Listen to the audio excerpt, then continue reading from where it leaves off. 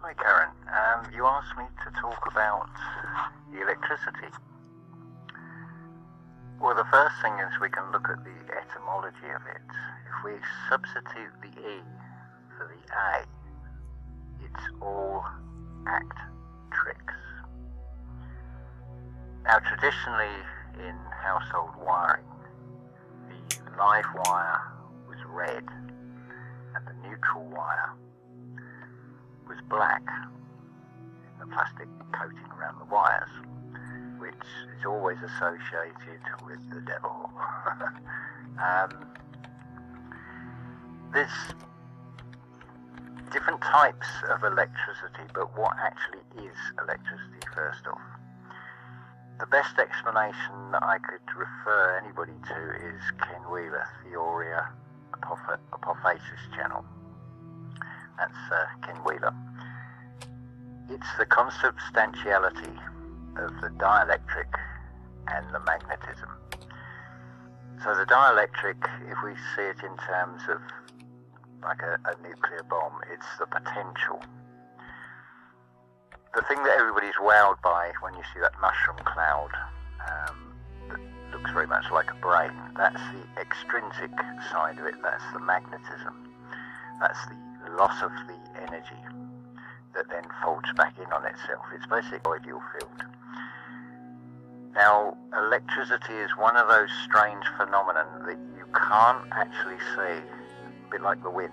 You can only feel it or see the interaction of it with something else, like with the wind you see a tree swaying in the breeze. Now, let's try a little experiment here. Now, if by any chance you have someone who's what you would call a Christian literalist, and I was to say to them, there's an archangel, it's basically a human being who has a greater knowledge of the use of electricity, hence the term arc. They may take offence at that because it conflicts with their beliefs. So that sensation inside is like a static electricity inside, because it needs to come out, as it were. It needs to be expressed if the person is not in control of their emotions. If you think about it, if you put a woolen sweater on, when you take it off, you get that static electricity. The body naturally generates. It's everywhere. It's, I suppose, an energy equivalent, or just another label for ether, really. But like everything else in this realm, everything, and it's reflected in the material world, even something like YouTube, to be able to use it, you have to sign up and accept the terms and conditions. So if we think about, well, the terms is a period of time, the conditions, this is the key thing why all that is speculated on about natural electricity in the ether, the conditions are not right at this time. It requires the return of a vapor canopy. What is a vapor canopy? It's when you have ambient radiation where the sun would be blocked out by volcanic ash. So it would create a purple sky. So effectively, what you would see up above would then act like a magnifying glass. This is the reason why you get stories of ancient tribes,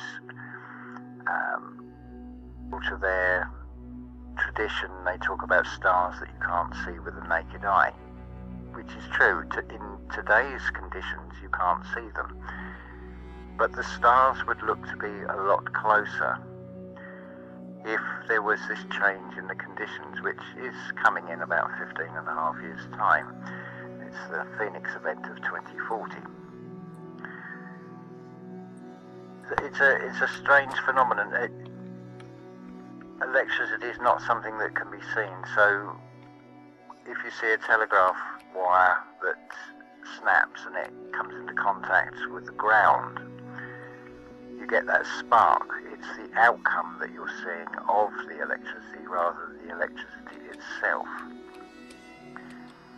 But it's interesting what Angel was saying on the video, and I I feel is spot on about the Great Pyramid as a function was to separate the hydrogen from the oxygen. But of course it requires the conditions to be right. I mean, it's within the photographic age. You can find pictures during the flood season where the water is right up to almost to this Great Pyramid and the other two, because the Nile Delta will flood at certain times of year. It's the Fertile Crescent. But people will say about rising sea levels and things, it's not the sea that actually rises, it's the ground that is moving. The sea level doesn't change at all. This is backed up by geology, where you get this layering effect of, and it can be seen as the polarity is continuously flipping between the two, so you get layering of rocks and things which are all sort of placed down. Further evidence is rotting matter at the bottom of an ocean where there was once a river, or in some cases you even get rivers below oceans. Because the salt water, it's a perfect conductor of electricity as well, water in itself, but certainly salt water would be an even greater conduit. Excuse me. So I would even go so far as to say, when you look up at the sky, whether you're looking in daylight and seeing what you would call the sun, or in the night sky the stars and the moon, and you notice some of the stars twinkle, some do not. What I feel you're actually seeing is a frequency, possibly electric, that as it comes into contact with the firmament, you are getting what looks to be things up in the sky, but everything in this reality is a reflection. And coming back onto the topic of electricity, for example, what we've got in this material world is an electricity that is not from nature as such.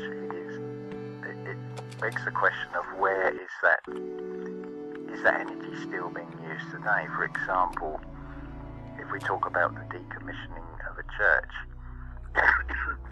are we talking about its functional abilities or its religious usage of that building? Do they still operate? Because we're told they have these earthing cables down the stories, that so they don't get, or if they do get struck, it doesn't destroy the tower of a church, for example. But I wonder if there is actually a different function, and that energy is still being used. Certainly what Danger was saying about what you could say would be the peasant class who had no use for electricity, there was no practical advantage to it, would have seen it as a nuisance. And interestingly, and you can't find this on the web anymore, I believe it was in the 16th and 1600s and the 1700s, there was these displays put on in London and other places, and they basically had, they looked like swords, but they would be totally impractical to be used as weapons, and they were basically used for arcing, so it was put on like a magic effect.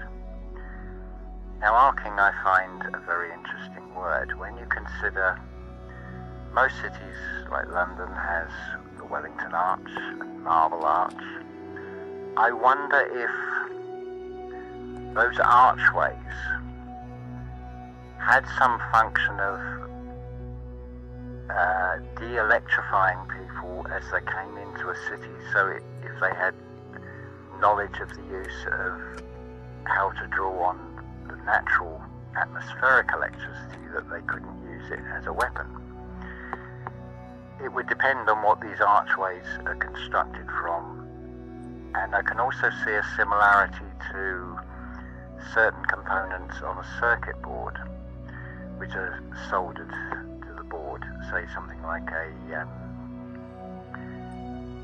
a resistor or a diode, and you'll have the two prongs, or three I think in the case of the diode, and they're soldered. There certainly seems to be an ancient knowledge of the use of how to harness and use electricity for various means, but of course it's like so much else in this reality we're in today. We're basically sold back an electricity that is generated from destruction, but at the same time that is not totally true, because the resources that are being drawn on are not running out. They will not run out for as long as this reality, this thing called Earth, exists. Coal is quite easy to make, that has been proven. It's basically under compression. It is possible to actually make coal. I forget where it was. It was a seam of coal that suddenly appeared through a volcanic eruption. I can't even remember where it is off the top of my head. But yeah, so we're in a world now where we're almost being pushed to adopt electric for everything as a power source, be it garden tools, cars, things for the home. But we're basically, as I said, there is already a one world religion. It's called pagan, because everybody pays again instead of having the atmospheric electricity, which would be the true renewable source, because the solar panels aren't going to work with this return of this vapor canopy anyway. Things will be very different. It will be more like a tropical environment with a moistening with dew rather than rain.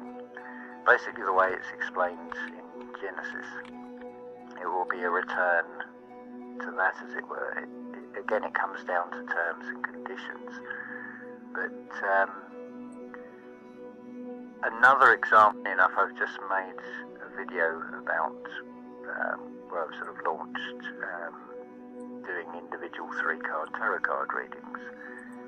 But what I've said on that, with the tarot card readers, and I'm thinking specifically of general tarot card readings, if you watch when they shuffle, some of the cards will just seem to fly out.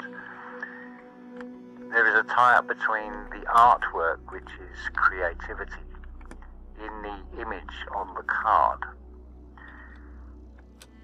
the ability of the reader to read the cards. There's also the aspect of it's your higher self talking to your lower self on a sort of bypass route, because the very fact that a person goes for a tarot card reading is to seek advice, or that's what it should be. If we look at the word tarot, it's tor and at. You're at a door. It's not about fortune telling or anything like that. We're getting a little bit off topic from electricity, but basically when the cards fly out, that is a form of electricity at work there. In the spiritual sense, it's as if a spiritual hand is actually pulling those cards out, and there's an interaction between the toroidal field with the natural electricity and the external world. We're basically magnetic beings. We radiate out an energy, and it works like a magnet in which it will draw the same energy towards you. Basically, that's what electricity is. It's an expression of a form of energy that can be harnessed, but the way it's been done in this reality is running the anti-nature program, but there's nothing to fear about it. The thing with like the household electricity is to treat it with respect. Don't do stupid things with it, and you won't come to any harm. But this is quite a broad subject, so that's a little sort of overview, bringing into the equation how the human body fits into the scheme of things with electricity, and also which ties in with the Great Pyramid of Giza. Effectively what you've got there, if you were to flatten a pyramid into two dimensions, you've got a pentagram, so it's representing 5 senses. It's an architectural representation. See, there's the word arc in architecture. Arcing comes in an awful lot into things, what with archangel or archangel, archenemy, archways into cities and things. It's a huge subject, and of course in London you've got Marble Arch as well. I feel it would be lovely to have an X-ray and see how that is actually constructed, because I'm sure that would give far more telltale signs of what the true functions of these gateways actually are. There's a few things to think about there, and way up. I'm not saying it's the absolute truth, I'm just giving a perspective on how I see things with this. But yeah, we're up to 16 minutes, so there's a video for you, Karen, and running with the idea that it's turned into a video. Thank you everybody for listening, and hopefully this will make some sort of sense of things to you.